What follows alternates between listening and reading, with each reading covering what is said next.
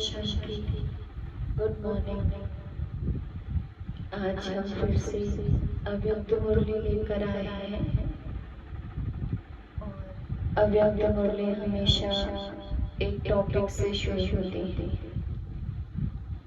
इससे पहले संडे भी जो हमने मुरली सुनी थी उसमें भी बाबा ने सेवा की ही बात कही थी और सर्विसेबल बच्चों की महिमा बाबा ने की थी।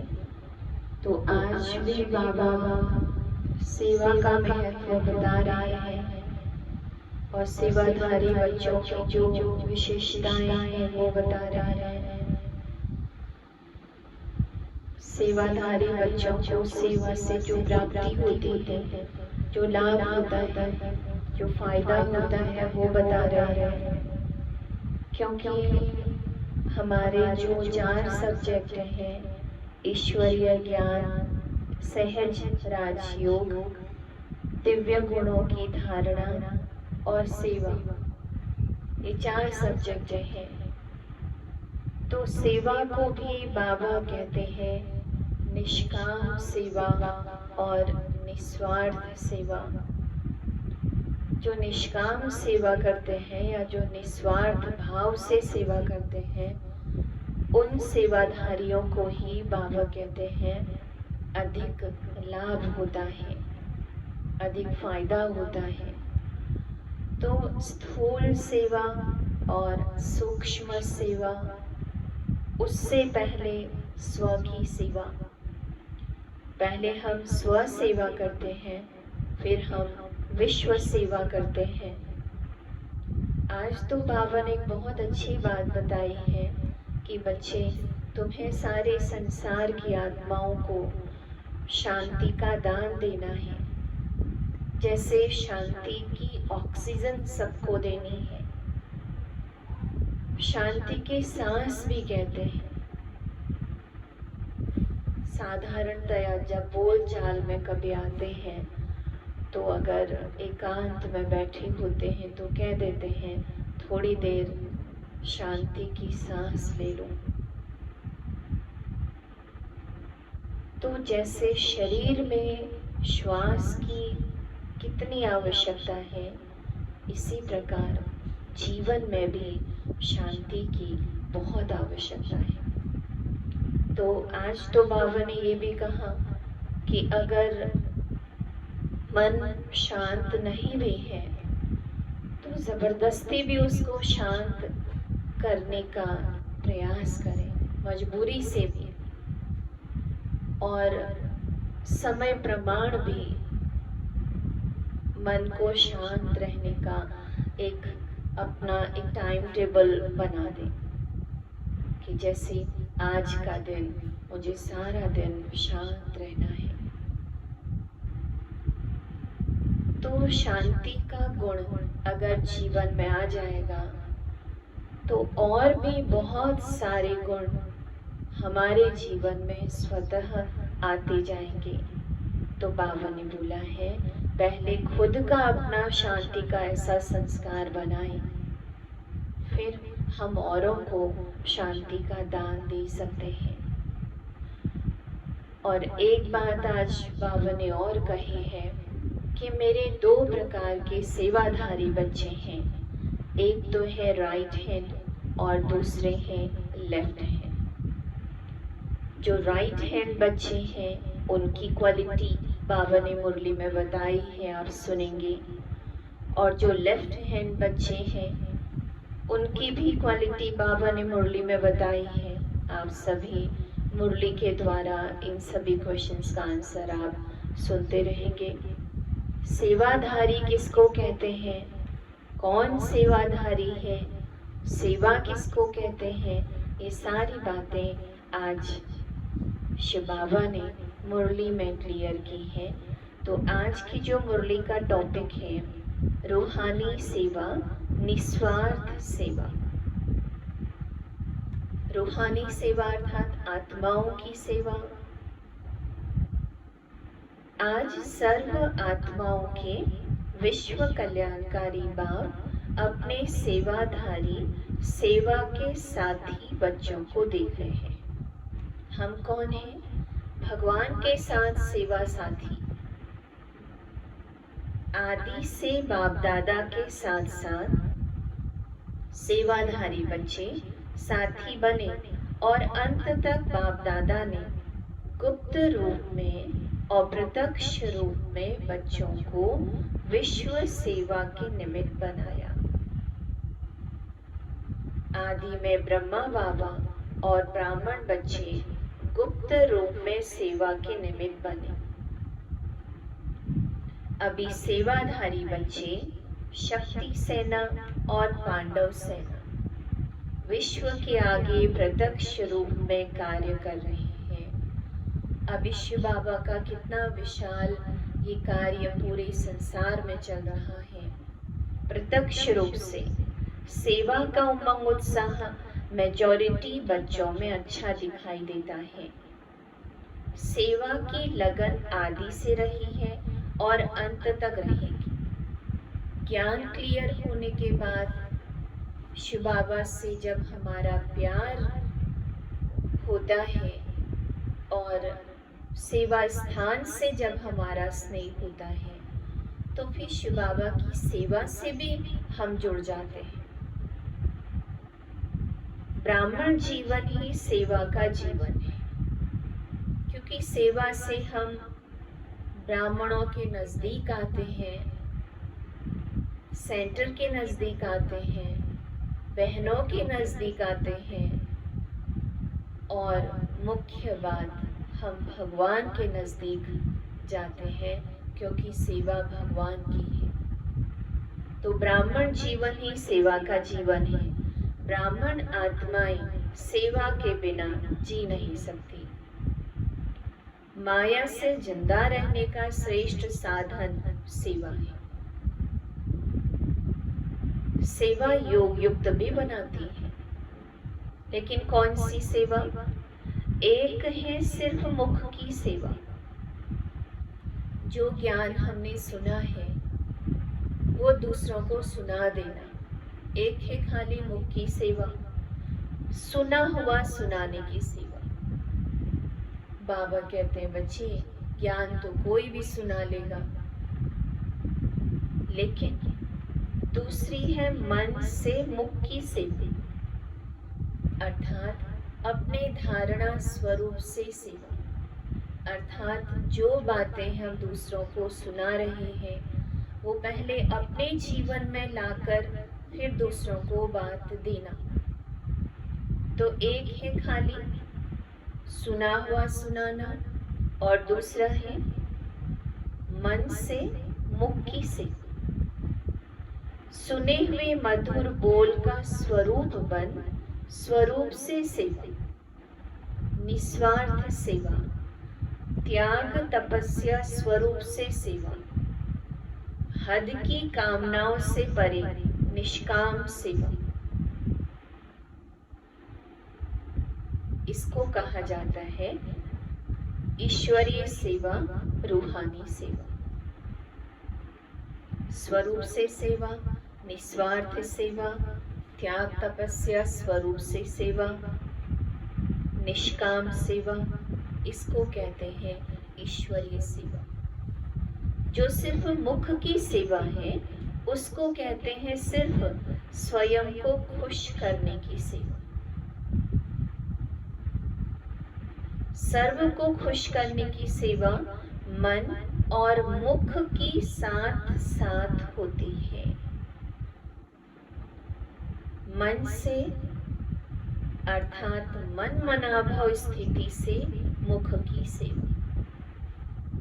मन बाबा में लगा हुआ है, श्रीमत पर हम चल रहे हैं, फिर हम सेवा करते हैं तो बाबा कहते हैं वो सेवा सर्व को खुश करने की सेवा है। मुख की सेवा से हम खुद खुश होंगे कि हाँ हमने बहुत सेवा की, इतनों को समझाया, लेकिन जिनको हमने समझाया, जिनकी हमने सेवा की, क्या उनको खुशी मिली? तो बाबा ने कहा जब मन मनाभाव स्थिति में स्थित होकर सेवा करेंगे तब दूसरों को भी खुशी मिलेगी। अब अगली बात बाबा समझा रहे हैं। बाप दादा आज अपने राइट हैंड सेवाधारी और लेफ्ट हैंड सेवाधारी दोनों को देख रहे थे। राइट हैंड का कितना महत्व है। कोई भी जो शुभ कार्य करते हैं राइट हैंड से करते हैं। कोई किसी का बहुत सहयोगी होता है तो कहने में आता है कि ये तो इनका दाहिना हाथ है या ये तो इनका राइट हैंड है। तो राइट हैंड और लेफ्ट हैंड में क्या अंतर है? राइट हैंड सदा निष्काम सेवाधारी है। अब हम अपने आप से पूछें, हम राइट हैंड हैं या लेफ्ट हैंड हैं? राइट हैंड सदा निष्काम सेवाधारी है, लेफ्ट हैंड कोई न कोई हद की इस जन्म के लिए सेवा का फल खाने की इच्छा से सेवा के निमित्त बनते हैं। अभी अभी किया और अभी अभी उस करनी का मेवा अभी अभी मिल जाए, चाहे वो नाम के रूप में, शान के रूप में, प्राप्ति के रूप में, उसी समय प्राप्त करने की जो हमारी इच्छा होती है, बाबा उसको कहते हैं वो निष्काम सेवा नहीं है। वह गुप्त सेवाधारी और वो नामधारी सेवाधारी। जो राइट हैंड होंगे वो गुप्त सेवाधारी और जो लेफ्ट हैंड होंगे वो नामधारी सेवाधारी। अर्थात जो मैंने किया, मेरा नाम, अभी अभी सेवा की, अभी अभी नाम हुआ, बहुत अच्छा, बहुत अच्छा, बहुत अच्छा किया, बहुत अच्छा सुनाया, बहुत अच्छा लगा,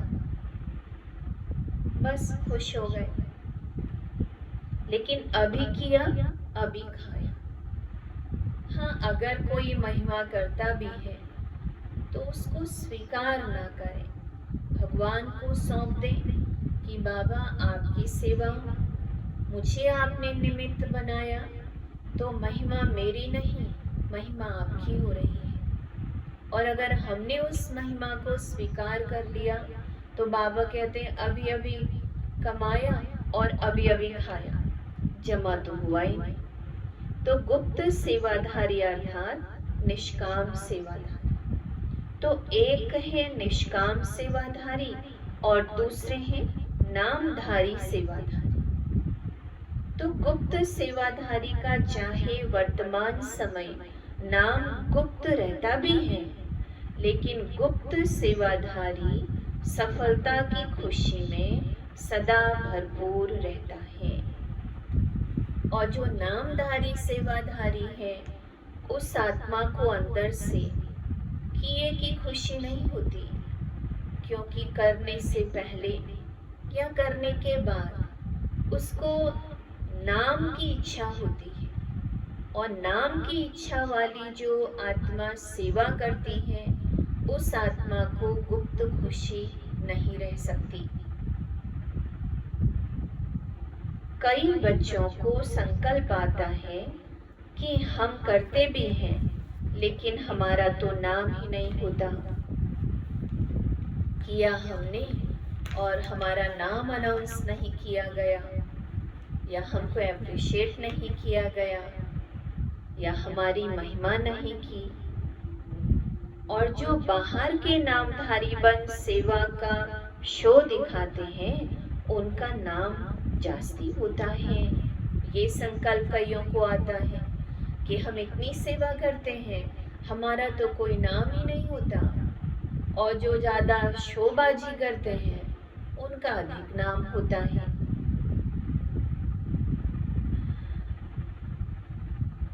लेकिन ऐसा नहीं है। बाबा कहते हैं जो निष्काम अविनाशी नाम कमाने वाले हैं, उनके दिल का आवाज दिल तक पहुंचता है। वो छिपा हुआ नहीं रह सकता। उसकी सूरत में, मूरत में सच्चे सेवाधारी की झलक अवश्य दिखाई देती है। अगर कोई नामधारी यहाँ नाम कमा लिया तो आगे के लिए किया और खाया, खत्म कर दिया। अविनाशी श्रेष्ठ जो कमाई है वो तो जमा की नहीं, भविष्य श्रेष्ठ नहीं बनाया, अविनाशी नहीं। इसलिए बाप दादा के पास सभी सेवाधारियों का पूरा रिकॉर्ड है। आज बाबा कहते हैं मैं तुम्हारी महिमा करने वाला बैठा हूं ना। बाबा के पास सारी सेवाधारियों का रिकॉर्ड है। सेवा करते चलो, नाम हो ये संकल्प मत करो, जमा हो ये सोचो, अविनाशी फल के अधिकारी बनो। अविनाशी वर्षे के लिए आई हूं ना। हम शिव बाबा के क्यों बने हैं, ब्राह्मण क्यों बने हैं? अविनाशी वर्षे के अधिकारी बनने के लिए। सेवा का फल विनाशी समय के लिए खाया तो अविनाशी वर्षे का अधिकार कम हो जाएगा। अभी अभी सेवा की, अभी अभी खाने की इच्छा अंदर से हुई तो बाबा कहते हैं तुम अविनाशी वर्षे के अधिकार से वंचित हो गए,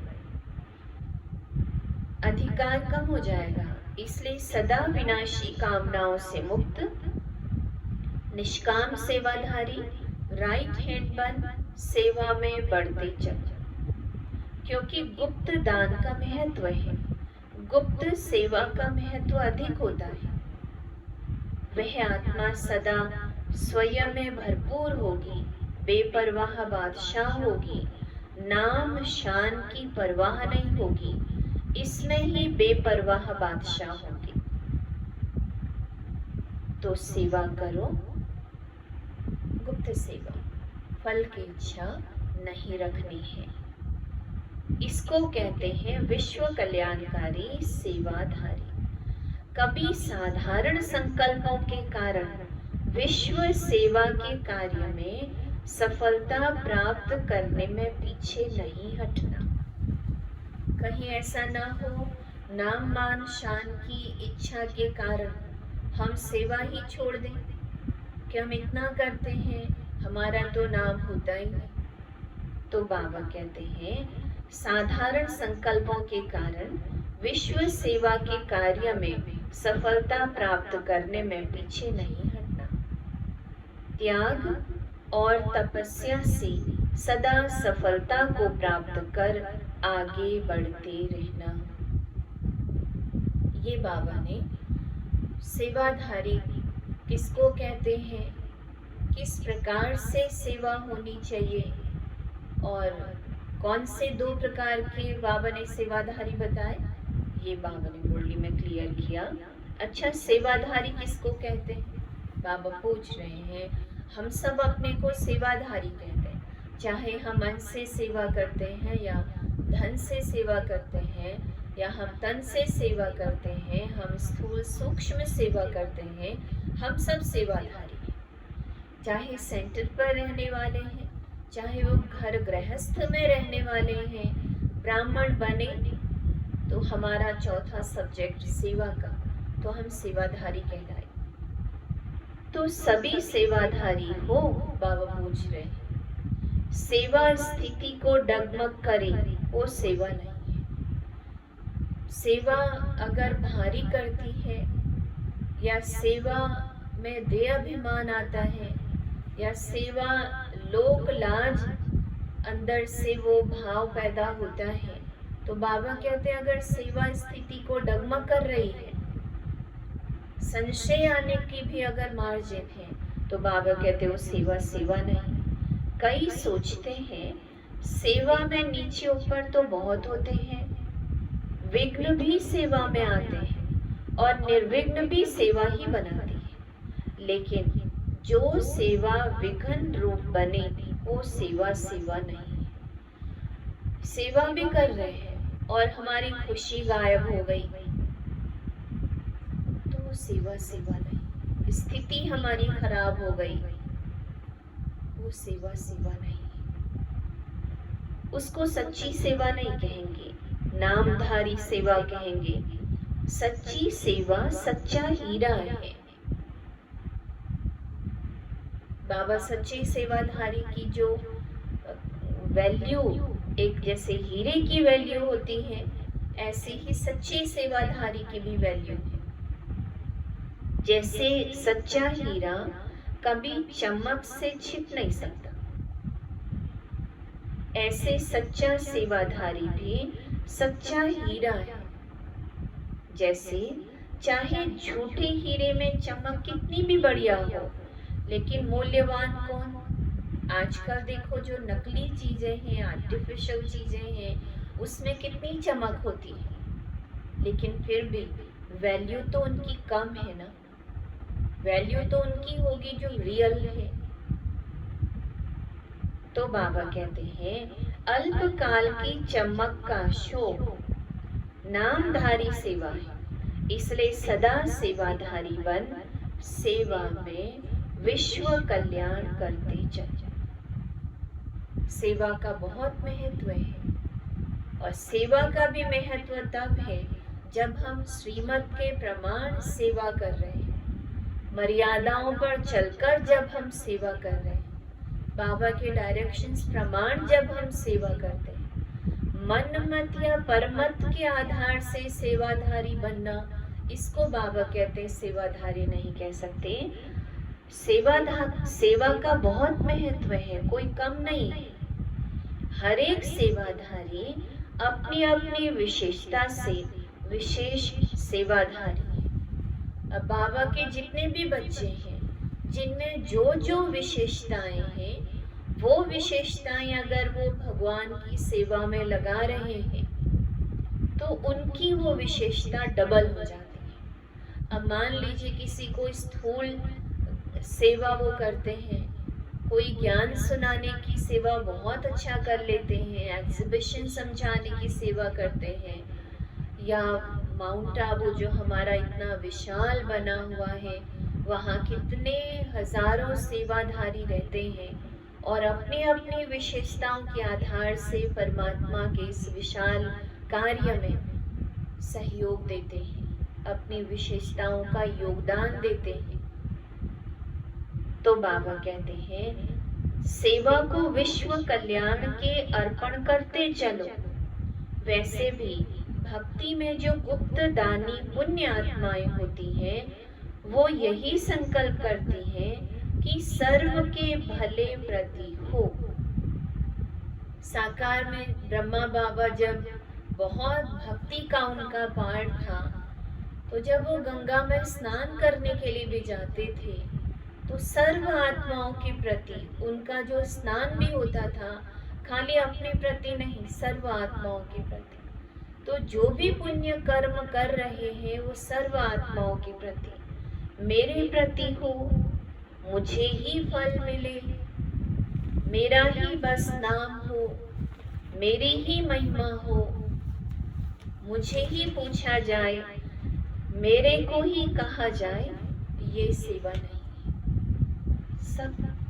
सबको मिले, सबकी महिमा हो, सबका कल्याण, ये है विश्व कल्याणकारी।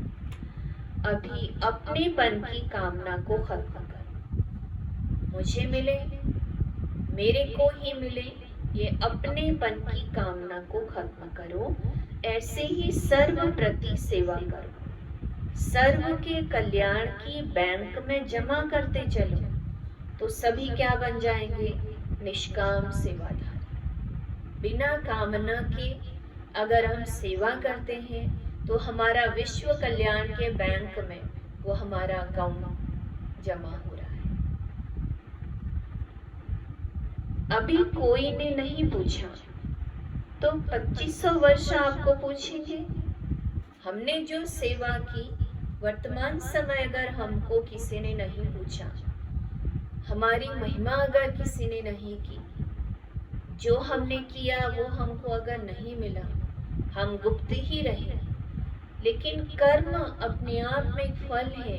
बाबा कहते वर्तमान समय अगर आपने जो किया आपको नहीं मिल रहा है, तो वो बाद में मिलेगा।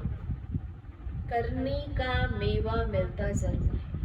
कर्म वो बीज है जो हमने बोया है, वो हमें मिलेगा जरूर। इसलिए बाबा कहते हैं कभी भी कोई सेवा अगर उदास करे तो समझो वो सेवा नहीं है। कोई भी सेवा डगमग करे, हलचल में लाए तो वो सेवा नहीं है। सेवा तो उड़ाने वाली होती है ना। सेवा बेगमपुर का बादशाह बनाने वाली है।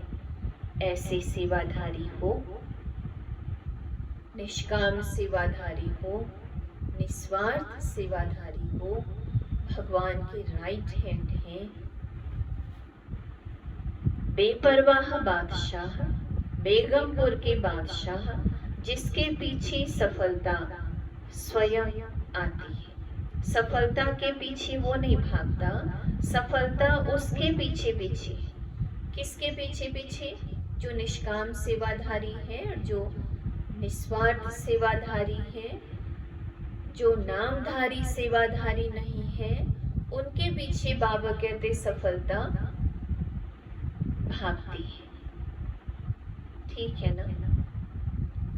तो अब बाबा कौन सी बात समझा रहे हैं? पूरी सेवा की बातें अभी तक समझाई, और सेवाधारी बच्चे कौन, कैसे होने चाहिए, सेवा किस प्रकार की होनी चाहिए, ये सारी बातें समझा दी। अब बाबा कहते हैं थोड़ा समय भी शांति के संस्कारों को, चाहे मजबूरी से चाहे स्नेह से, इमर्ज तो करेंगे ना। किसी को अगर हम शांति का दान दे रहे हैं या किसी को हम शांति की बातें सुना रहे हैं या शांत रहने के लिए कह रहे हैं, तो बाबा कहते जिस आत्मा को आप शांति की बातें सुना रहे हो या शांति का कोई ऐसा प्रोजेक्ट बनाकर उसको दे रहे हो या शांति के गुण का दान कर रहे हो, तो जिस आत्मा को दे रहे हैं तो वो आत्मा चलो कुछ समय के लिए तो चाहे मजबूरी से ही सही तो शांत तो रहेगी ना, थोड़े समय के लिए।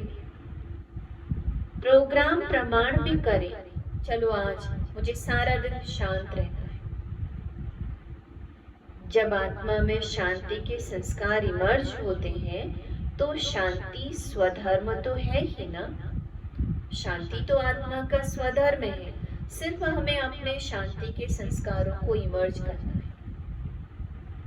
शांति के सागर के बच्चे तो आप हैं ही और शांति धाम के निवासी भी हैं, तो प्रोग्राम प्रमाण भी वह इमर्ज होने से वह शांति की शक्ति उन्हों को आकर्षित करती रहेगी।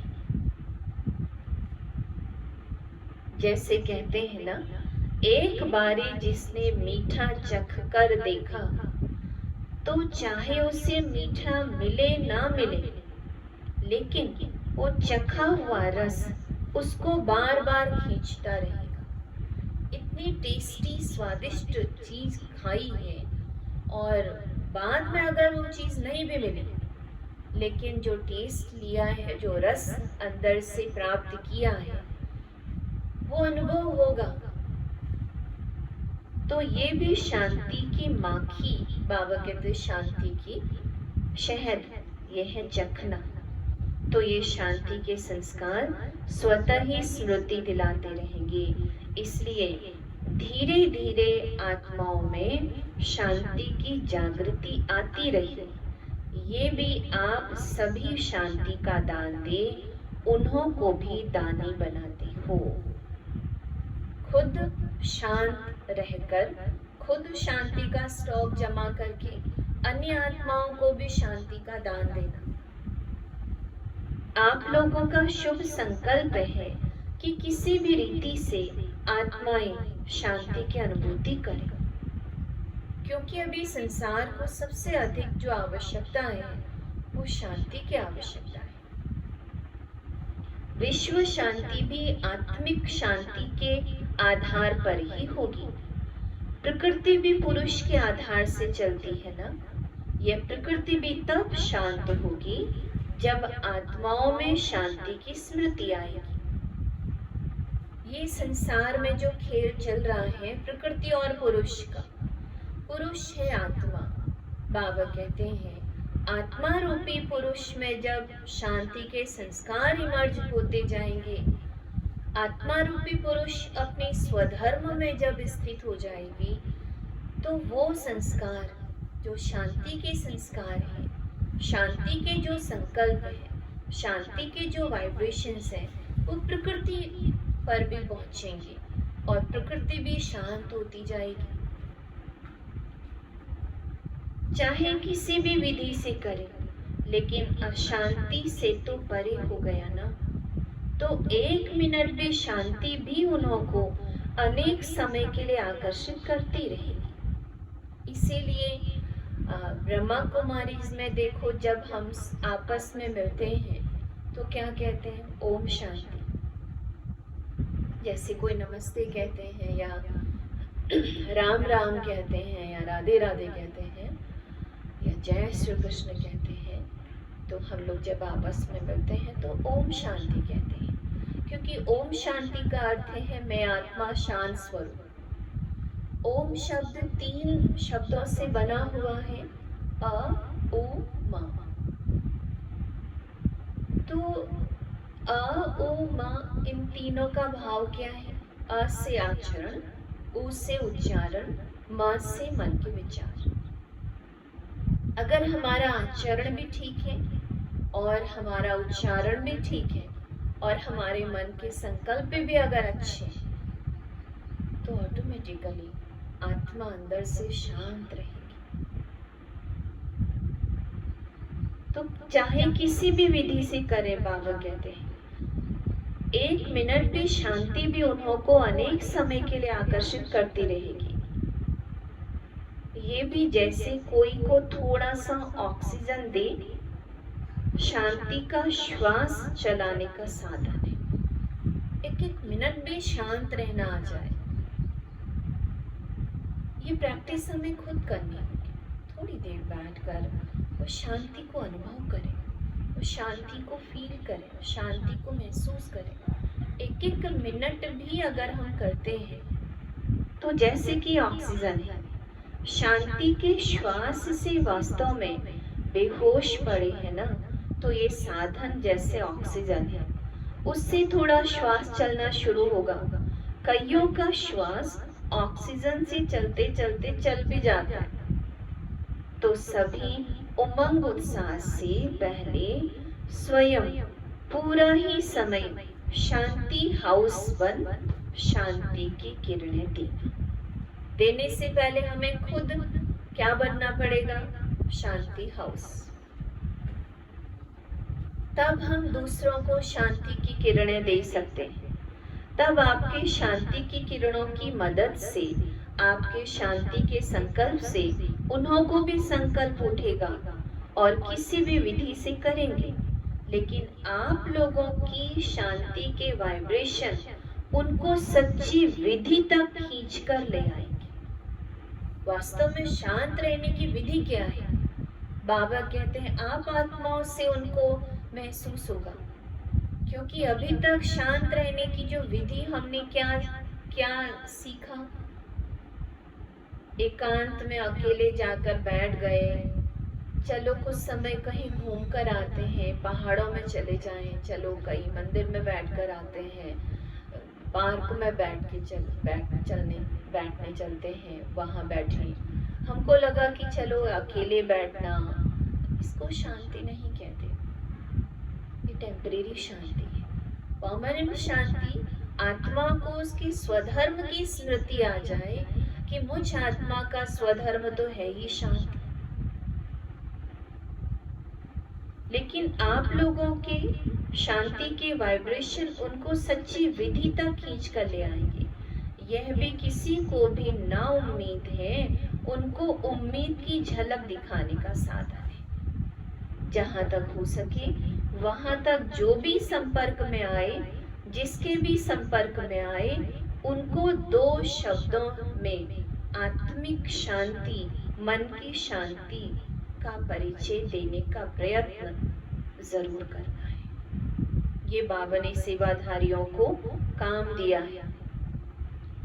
अब ये इन्वेंशन करनी है। अशांत आत्माओं को शांत रहने की विधि सिखानी है।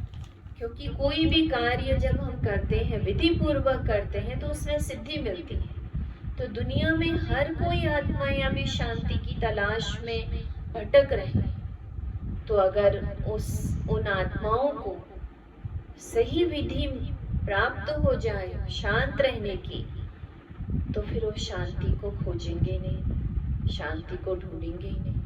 वैसे भी कोई शांति तलाश करने की चीज तो है नहीं, शांति कोई खोजने की तो चीज है नहीं। ये तो अपने मन को खुद सुधारना है, ये तो अपने मन को खुद समझाना है, खुद हमें शांत रहना होगा। लेकिन ये एक्सेप्ट कर लें कि मुझ आत्मा का जो स्वधर्म है वो है ही शांत। जो चीज मेरे पास है मैं उसको बाहर थोड़ी ना ढूंढने के लिए जाऊंगी। तो ये स्वीकार कर लें कि शांति मेरे पास है, बस मुझे अब उसको महसूस करना है, मुझे उसका अनुभव करना है। एक एक मिनट भी उस शांति का अनुभव करेंगे तो हमारा शांत रहने का संस्कार बनता जाएगा। तो अभी ये इन्वेंशन करनी है। तो ये थी आज बाबा ने खास सेवाधारियों को जो काम दिया है। और आज का जो वरदान है, अपने फरिश्ते रूप द्वारा गति सद्गति का प्रसाद बांटने वाले मास्टर गति सद्गति दाता भव। अपने फरिश्ते रूप द्वारा गति सद्गति का प्रसाद बांटने वाले मास्टर गति सद्गति दाता भव। बाबा कहते हैं फरिश्ते कौन होते हैं? फरिश्ते संदेश वाहक होते हैं। फरिश्ते वो जो सबको खुशी दे, सबको प्राप्ति कराए, हरेक को कुछ न कुछ दे, उनको फरिश्ता कहा जाता है। दुनिया में भी कहते हैं कोई फरिश्ता ही आया था जो मेरा काम करके चला गया। तो श्रेष्ठ कर्म करने वाली उन महान आत्माओं को फरिश्ता कहा गया। वर्तमान समय विश्व की अनेक आत्माएं परिस्थितियों के वश चिल्ला रही हैं। कोई महंगाई से, कोई भूख से, कोई तन के रोग से, कोई मन की अशांति से, सबकी नजर टावर ऑफ पीस की तरफ जा रही है। सब देख रहे हैं हाहाकार के बाद जय जयकार कब होगी। तो अब अपने साकारी फरिश्ते रूप द्वारा विश्व के दुख दूर करो, मास्टर गति सद्गति दाता बन सबको गति सद्गति का प्रसाद बांटो। आज बाबा ने शुरू से लेकर मुरली के अंत तक सेवा का ही महत्व बताया। आज का स्लोगन है, बाप दादा के हर आदेश को प्रैक्टिकल में लाने वाले ही आदर्श मूर्त बनते हैं। दुनिया में जितने भी हम महान व्यक्तियों की हम जीवन कहानी सुनते हैं या पढ़ते हैं, जरूर उन्होंने अपने जीवन में कुछ ऐसे महान कर्तव्य किए, वो दूसरों के सामने आदर्श बने। अब दूसरों के सामने आदर्श बने तो जरूर उन्होंने कुछ न कुछ ऐसे आदेशों का पालन किया होगा, निर्देशों का पालन किया होगा, जिसके आधार से वो आदर्श बने सबके सामने। तो बाबा भी कहते हैं जो मेरी आदेशों का पालन करते हैं वो आदर्श बन जाते हैं। तो अगर हमें सबके सामने कैसा रोल मॉडल बनना है, तो परमात्मा हमको जो भी समझानी डेली की मुरली में देते हैं, जो भी श्रीमत हमको देते हैं, जो भी आदेश हमको मुरली में देते हैं, उन आदेशों का अगर हम पालन करते जाएंगे तो हम आत्माएं भी आदर्श बनती जाएंगी। तो ये थी आज की अव्यक्त मुरली। तो आज तो क्या काम करेंगे? आज संडे है। आज शांति के गुण को जीवन में धारण करने का संकल्प लेंगे। खुद भी शांत रहना है और घर का वातावरण भी शांत रखना है। कोई भी ऐसा कार्य नहीं करना है जिससे अशांति का माहौल बने, अन्य आत्माओं की शांति भंग हो। भले मजबूरी से ही शांत रहना पड़े, लेकिन बाबा कहते हैं शांति के संस्कारों को इमर्ज करो। और जैसे जैसे हमारे शांति के संस्कार इमर्ज होते जाएंगे तो आत्मा को अपने सत्य स्वरूप की स्मृति आती जाएगी। तो ये थी आज बाबा की मुरली, बाबा के महावाक्य। ओम शांति।